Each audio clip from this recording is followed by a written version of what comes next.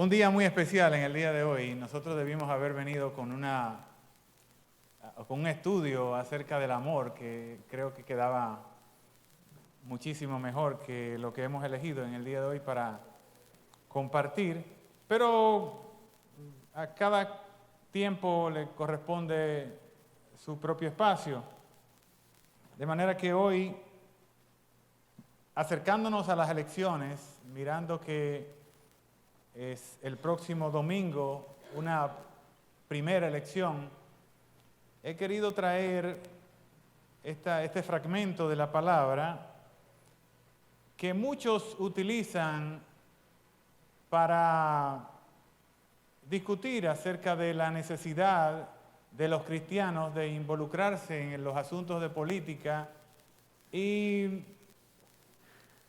encuentran tela donde cortar para puntualizar que el mismo Señor dijo que había que hacerlo en función de esa expresión de César. De manera que en el día de hoy vamos a tratar de profundizar acerca de este asunto que hemos leído,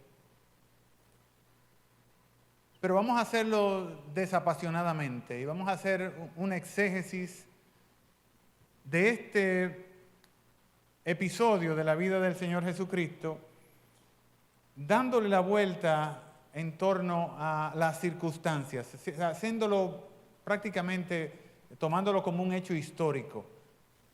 Si nos da tiempo, la próxima semana podríamos hacer algunas aplicaciones, porque es tan intenso lo que tenemos en la mano que evidentemente no nos va a alcanzar el tiempo en estos 25 o 30 minutos que nos quedan para llegar a hacer aplicaciones de ella. Así que de inmediato vamos a comenzar y tengo que decir que esta perícopa, esta parte del Evangelio, conforma también, está expuesta por los evangelios de Marcos y el evangelio de Lucas. O sea, los sinópticos tienen un trazado muy similar. A mí en lo particular me gusta el que mi hermano don Manuel nos expuso en el libro de Marcos, porque tiene una peculiaridad, y lo vamos a ver aquí también en el libro de Mateo, que es donde yo voy a comenzar a leer. Y esto para que vean que hay similitudes y que puede uno, hurgando, encontrar algunas diferencias que lo que hacen es que enriquecen el párrafo, nos dan un poquito más de luz. Así que la próxima vamos a ver este episodio ahora narrado por el doctor Lucas. Si nos vamos al capítulo 22 del libro de Mateo, vamos al libro de Mateo, en el capítulo 22.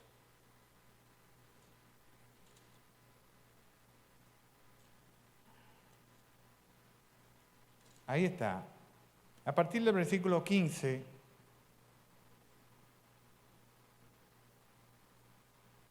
podemos leer como sigue. Entonces se fueron los fariseos y consultaron cómo sorprenderle en alguna palabra.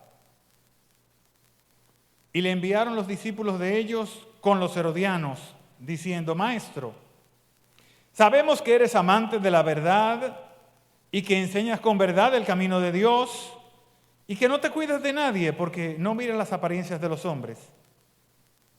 Dinos pues, ¿qué te parece? ¿Es lícito dar tributo a César o no? Pero Jesús, conociendo la malicia de ellos, les dijo: ¿por qué me tentáis, hipócritas? Mostradme la moneda del tributo. Y ellos le presentaron un denario.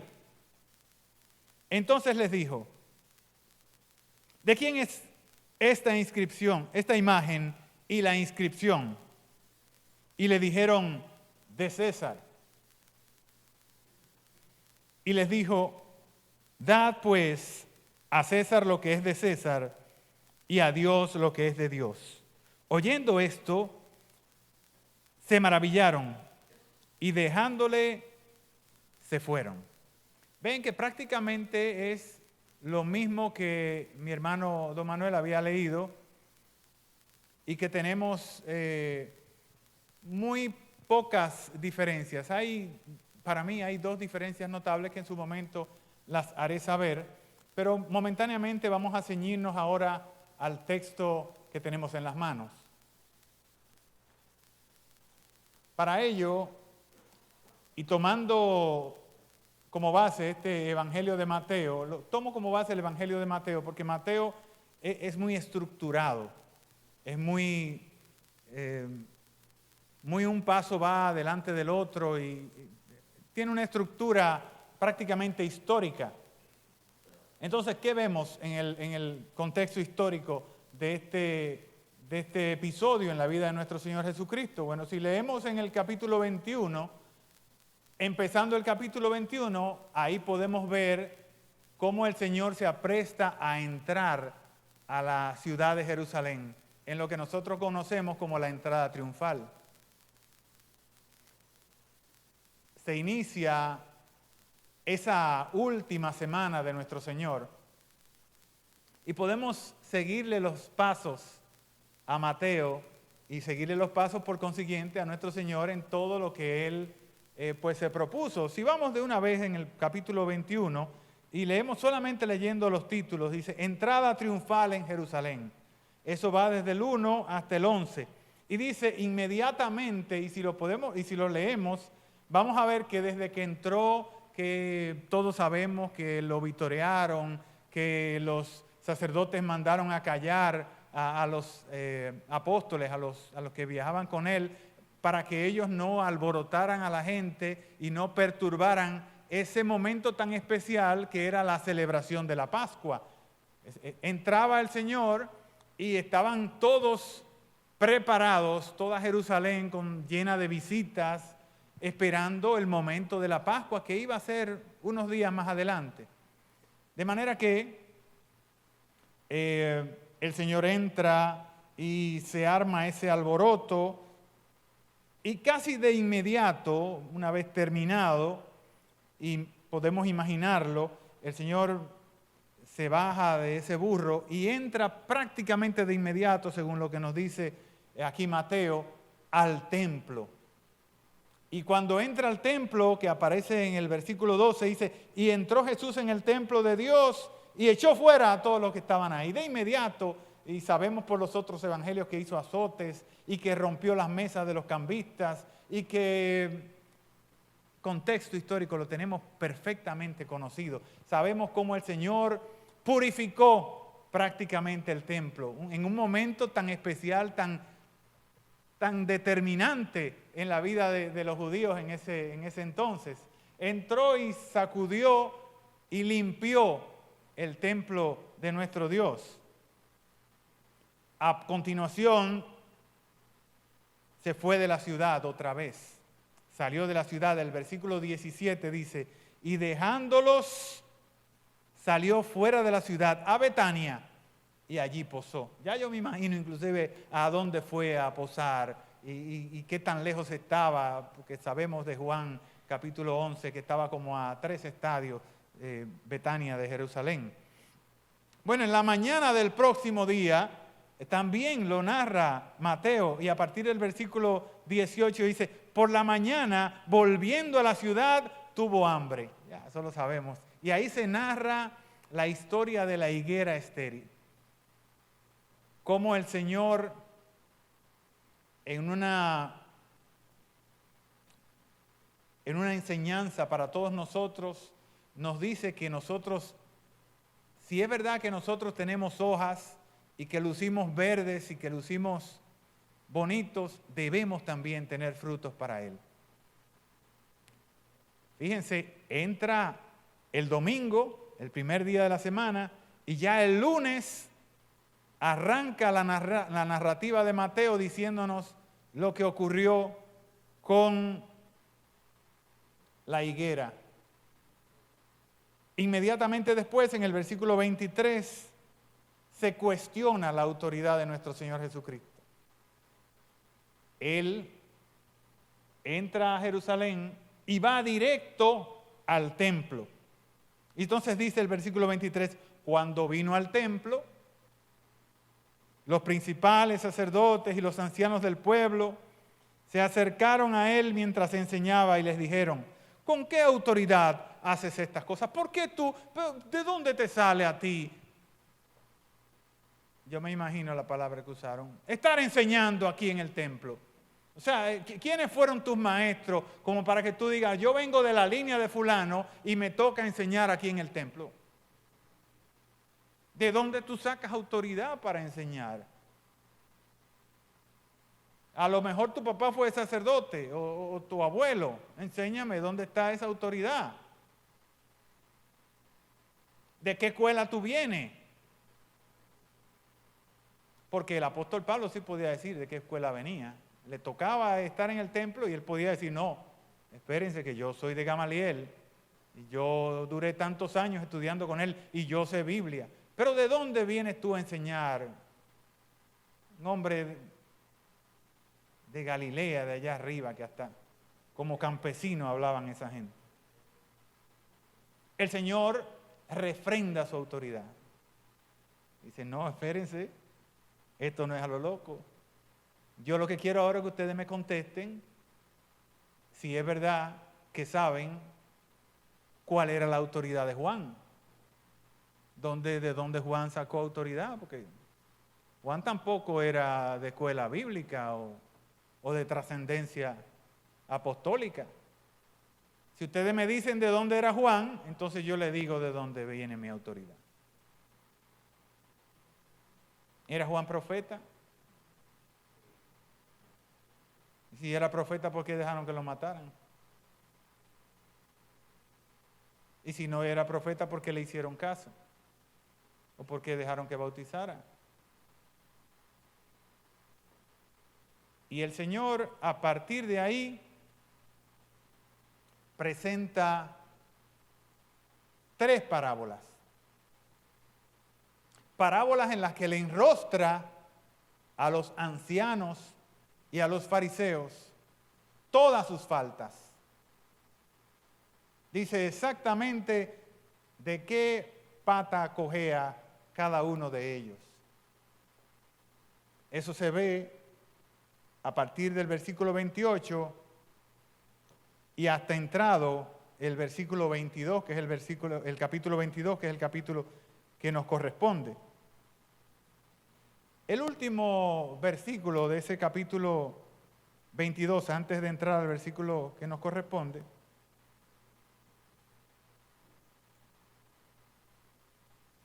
dice, versículo 14 del capítulo 22, porque muchos son llamados y pocos los escogidos. Parece que ellos entendieron sobre todo el peso de estas palabras, estas últimas palabras, después de él describirle en parábolas, que solamente ellos que tenían mucha Biblia, que sabían mucho, que tenían mucho conocimiento, solamente ellos podían entender y aquilatar esas palabras. Estas palabras fueron realmente pesadas. Además de que les dijo lo que les dijo en la parábola de las fiestas o la de los labradores malvados, que retrataba perfectamente cómo ellos habían ocupado y se habían hecho dueños del templo y de los tributos y de las ofrendas que el pueblo daba. Recuérdense que el ambiente en el que ellos estaban moviéndose era el ambiente festivo, esperando el día de la Pascua, la celebración de la independencia de los hebreos de Egipto. Ahí había un montón de gente, ahí estaba el Señor enseñándole a toda esa gente.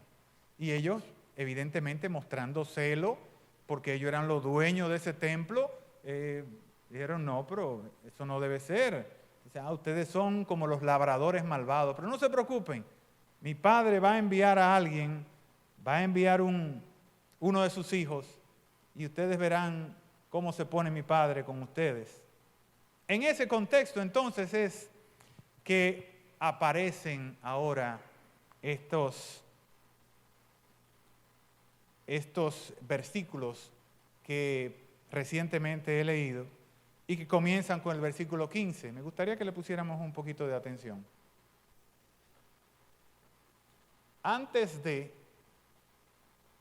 Debo hablar acerca de la cuestión del tributo, que es como han nombrado esta perícopa, esta parte de la Escritura que va desde el 15 hasta el 22. ¿Qué era esto del tributo al César?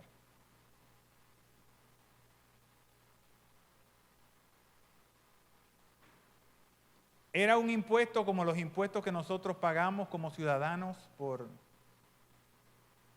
comprar, por accionar económicamente. Era un tributo o un pago que se le hacía al gobernante romano en virtud de que él era el rey y que como era rey le tocaba recibir algún tributo.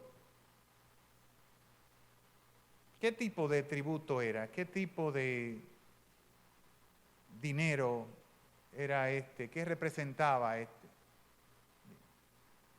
Este impuesto, pero impuesto cabal, también tenía el nombre de census, porque de lo que se trataba era de que cada hombre en edad de guerra, o sea, mayor de edad, tenía que dar al emperador un denario. Un denario. ¿Ustedes recuerdan lo que es un denario? Un denario era el pago que se le daba a un jornalero por un día entero de su trabajo. Era una monedita de plata. Antes del denario se habían acuñado otras monedas, pero me imagino que pasaba lo mismo que pasa con las monedas de nosotros. Nosotros en algún momento tuvimos la oportunidad de ver los cheles. Yo creo que todavía se ven los cheles. ¿No se ven?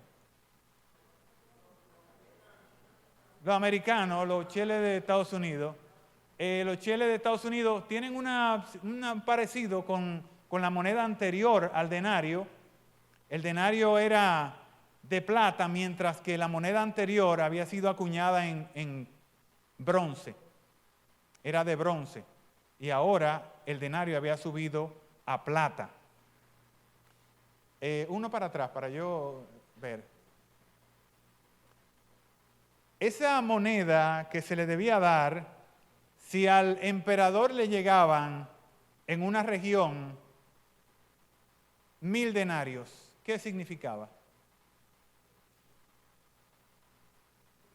Si las personas que recogían el tributo le llevaban 1000 denarios al emperador, ¿qué decía?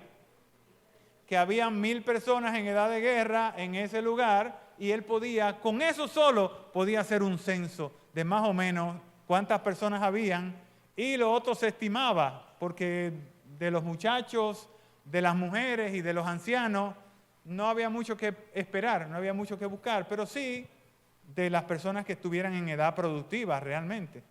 Muchos de ustedes se salvaran en el día de hoy del denario. Como pueden ver, no era un impuesto lesivo, no era que ustedes iban a pagar $1000 o que era un porcentaje de lo que ustedes produjeran, sino que había que apurarse durante todo el año de sacar un día de trabajo para cuando le exigieran usted poder pagar ese tributo. ¿Verdad que no era, ojalá que los impuestos de República Dominicana fueran más o menos así? Porque fuera un fly. O sea, ¿cuánto es el salario mínimo diario de un obrero? Son 16,000, como 500 pesos, como 400 pesos. Un fly. Para nosotros, buenísimo. Esa fue, aunque ustedes no lo crean, el asunto del pago de ese tributo fue la causa de los conflictos entre romanos y hebreos o judíos. Lo que se llama las grandes guerras judías, vinieron precisamente a raíz de las molestias que esto daba. Y ustedes pueden decir, pero ¿qué molestia puede dar a alguien que dé un denario al año? Porque no se trata de que lo dieran mensualmente, un denario al año era lo que daban. ¿Qué molestia podrían suscitar esto? Eso tenía una connotación muy especial. Los judíos, y sobre todo los judíos de ese momento de la historia, eran sumamente nacionalistas. Sumamente nacionalistas. Hay una parte de la historia que es buenísimo estudiarla, de la historia de los judíos. Ustedes saben que el emperador Tiberio, que era Tiberio en ese momento, desde el año 6 o 7 hasta el año 37 por ahí, fue Tiberio. Tiberio era hijo, pero un hijo como adoptivo, pero era hijo de la esposa, pero se casó con la hija real de Augusto César. Entonces hay un entuerto ahí. César Augusto, para mí el más grande de los Césares en materia de direccionamiento, de obra, de pensamiento, de muchísimas cosas, había organizado muy bien el Estado romano. Y a partir del año 6, ahí es cuando se consolida Tiberio, y al consolidarse Tiberio por unas guerras internas que habían en Roma en ese momento, queda mal parado Herodes el Grande, porque Herodes iba a lo de Julio César. Entonces se arma un lío ahí, y ellos a partir del año 6 es que mandan a un prefecto, que era lo que era Pilato, lo que era Pilato. No, esa figura no aparece antes del año 5, sino que aparece a partir del año 6, porque Israel era una especie como de Puerto Rico de Roma, era como un estado libre, pero asociado a Roma hasta ese momento. Como es Puerto Rico con Estados Unidos, no es una colonia de Estados Unidos, no es un estado de Estados Unidos, pero pertenece a Estados Unidos porque ellos han decidido hasta ese punto serlo. Aunque hay algo más ahí, ¿saben? Que lo de Puerto Rico viene de la guerra entre Estados Unidos y España, y perdieron la Filipinas y se meten en... Bueno, el hecho es que al ser tan nacionalistas los judíos, entran en conflicto con el pago y por la forma del pago. El pago tenía que pagarse no en especie, como los tributos anteriores, sino que había que pagarlo obligatoriamente en denario. Y ahora vamos a ver la moneda, el denario. Jonathan, ahí está la moneda. Esa es la moneda como era en ese momento. Una moneda de plata, ustedes pueden ver ahí la cara de Augusto César, y lo dice ahí, Ave César Augustus, el divino, dice ahí, en la escritura de la derecha. Y la moneda tiene dos caras, la cara de Augusto César por un lado, y la cara de Livia Drusia, o la mamá de Tiberio, la esposa, como yo les decía, la esposa de Augusto César, que era como la representación, era una mujer sentada en una poltrona con una vara dando luz y con las ramas de olivo en la mano. ¿Qué quiere decir?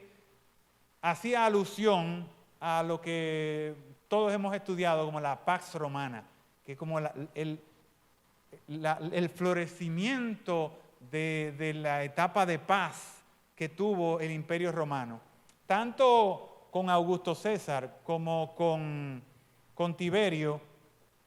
A pesar de que nosotros lo vinculamos con con guerras y cosas por el estilo, ellos no tuvieron esas campañas. Tiberio no tuvo esas campañas de salir a conquistar. No, él era como más de la línea de Augusto César, más tranquilo, más vamos a fortalecer lo interno. Y ahí sí se dio ese asunto de la Pax Romana.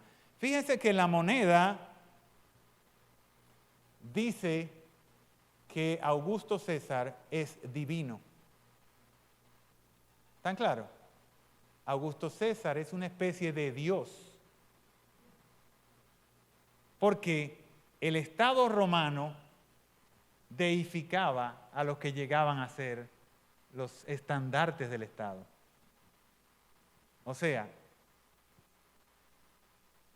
el que llegaba a ser César era como si fuera Dios mismo.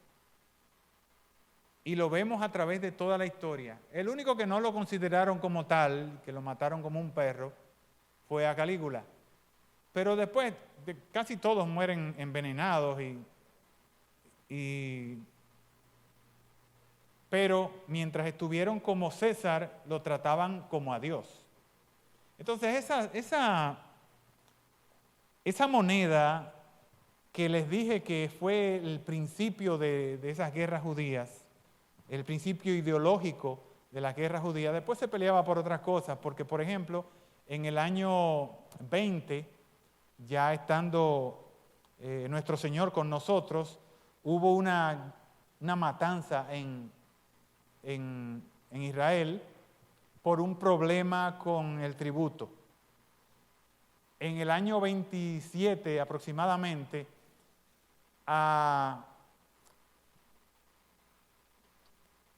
¿cómo se llama el prefecto? A Pilatos, por poco lo sacan de Israel y lo mandan para otro sitio porque se le pasó la mano reprimiendo una rebelión y mató un paquete de gente que ustedes ni se imaginan. O sea, él estaba ahí puesto prácticamente de milagro, y podemos decir que no fue de milagro, fue por la mano de Dios porque tenía que cumplirse, pero a él no le tocaba estar ahí porque él había sido muy sanguinario, él había sido realmente duro con los judíos por una revuelta similar, revuelta que posteriormente en el año 66, dígame. La de los macabeos es del año menos 23. Esta es la del año 22. Los macabeos son el año antes de Cristo. Esa no tiene mucha historia, esa nada más lo describen 2 o 3 historiadores. La de los macabeos es antes de nuestro Señor. Pero esta te estoy hablando de que ya el Señor estaba con nosotros en el año 20-27. Y de pura casualidad, dirían algunos, yo sé que fue la mano de Dios, pero Pilato se mantuvo ahí para hacer el trabajo que le tocaba hacer en ese momento. La moneda tiene, y quiero que piensen en esto, tiene una imagen y tiene una inscripción. Eso es lo que el Señor le pregunta en lo que leímos, en la porción que leímos de Mateo. Le pregunta de quién es la imagen y la inscripción que está en la moneda. Y ellos inmediatamente, ni siquiera tenían que verla. Es una pregunta de corte retórico. Al igual que el Señor le dice, tráiganme una moneda para verla. Ustedes pueden preguntar, ¿tenía alguna necesidad nuestro Señor de que le trajeran una moneda para que él la viera? De ninguna manera. ¿Pero para qué? Primero, él lo sabe todo. No tenía que enseñarle eso. Enseñar que él sabía no se lo tenía que enseñar a nadie. Y segundo, era una moneda que como en el día de hoy, si ustedes me dicen, tráeme una moneda de $1 o tráeme un peso, yo todavía recuerdo que Duarte estaba dentro del peso. La cara que estaba en la moneda de $1 y en la papeleta de $1 era la cara de Duarte. O sea, a mí no hay que traérmela. Yo sé que eso era lo que estaba ahí.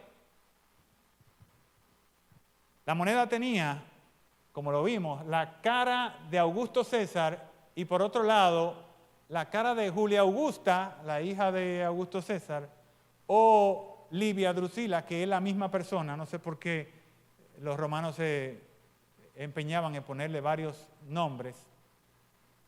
Pero de ahí creo que lo más importante, sin dejar de lado de que eran imágenes, eran las inscripciones. Como yo les decía, una decía Ave Augusto César el Divino, que era padre de Tiberio, y del otro lado la monedita se lee Maximus Pontifice, sacerdote primordial. Miren cómo atacaba esto la conciencia judía, la conciencia religiosa judía. Mira para dónde llevaba el asunto de la moneda, del tributo, las cosas. Más adelante. Vamos a empezar ya en materia con esto. Y leemos en el primero de los versículos que tenemos aquí, el versículo 15. Lean ahí y vamos a resaltar algo. Entonces se fueron los fariseos y consultaron entre ellos cómo sorprenderle en alguna palabra. Después de las discusiones y las parábolas, ellos se retiran del templo. Recuérdense que habían estado en el templo, que el Señor les discute lo de la autoridad, le discute lo de las parábolas, le enseña, le enrostra el asunto de las parábolas, y ellos se retiran, dice Mateo, se retiraron a consultar. Fueron, buscaron algunos estrategas, gente inteligente, me parece que no había muchos en ese tiempo, y se determinan a buscar la forma de que con sus propias palabras Jesús caiga en lo que yo le llamo el gancho. Versículo 16. Y enviaron los discípulos de ellos con los herodianos. En la primera ocasión, cuando el Señor se enfrenta con ellos en el templo, se enfrenta con los ancianos, lo leímos, y los jefes de los fariseos. En la segunda ocasión, no van ni los ancianos ni los principales. Dice Mateo aquí que mandaron a los discípulos de los fariseos y a los herodianos. Se me acabó el tiempo, pero voy a puntualizar al menos este aspecto. Decía don Pepe González, el papá de don Mariano González, yo estuve siempre muy de cerca con don Pepe.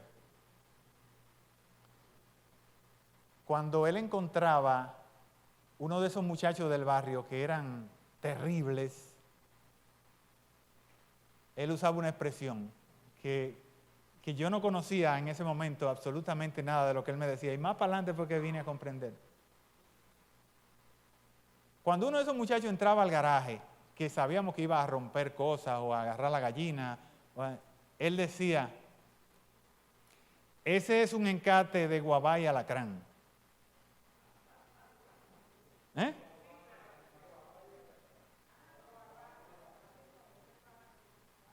Yo no conocía ni guabá ni alacrán.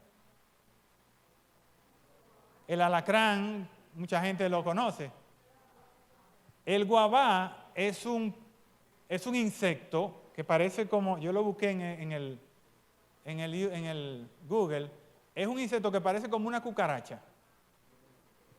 Tiene dos antenas, parece como una langosta, pero es de aquí, de nuestra isla. Pero pica. Y es notable porque entrevuela y corre. O sea, hay una canción una salsa de Celia Cruz, que parece que también es cubano, el guabá es cubano. Doña Celia Cruz canta una canción, una salsa, no sé, que dice, abajo de la cama está el guabá, cuidado que te pica y se te va. Seguro que lo han oído. El guabá.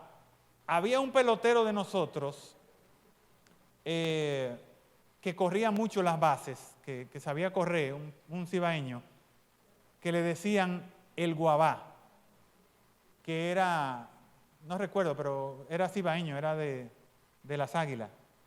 ¿No recuerdan la gente que oyó pelota? El Guabá. ¿No recuerda quién era?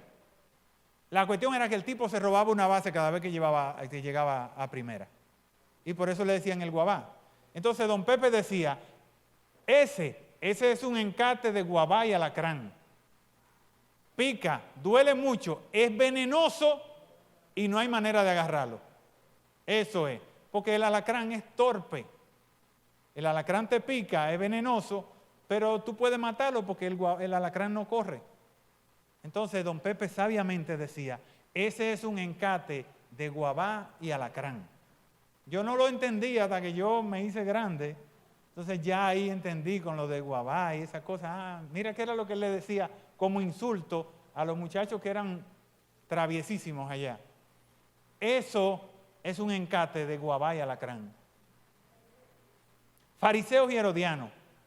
¿Cómo se juntan fariseos que eran de ultraderecha, que eran religiosos, pero la cúspide de los religiosos? ¿Cómo se juntan con los herodianos? Que los herodianos eran comerciantes, políticos. Estaban la crema innata de los religiosos con la crema innata de los oportunistas, de los políticos. Estaban los ultranacionalistas, los celosos religiosos con los políticos oportunistas juntos y se van para allá a conversar con nuestro Señor Jesucristo. ¿Ah?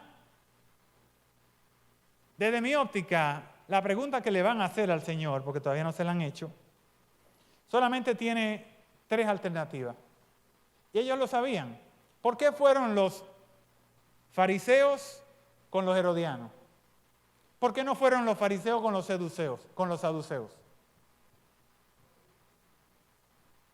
Porque si a los saduceos o a los fariseos el Señor le dice, no paguen ningún tributo, no hay problema, porque ellos no se van a meter con el César, no tienen que darle explicaciones a Herodes. Pero como están los herodianos y están los fariseos y le hacen una pregunta cerrada, sí o no, en lo que leyó mi hermano don Manuel, a diferencia de aquí que no dice sí o no, ellos esperaban una respuesta cerrada, una respuesta de sí o no. La respuesta, desde mi óptica, podía ser sí o no sé.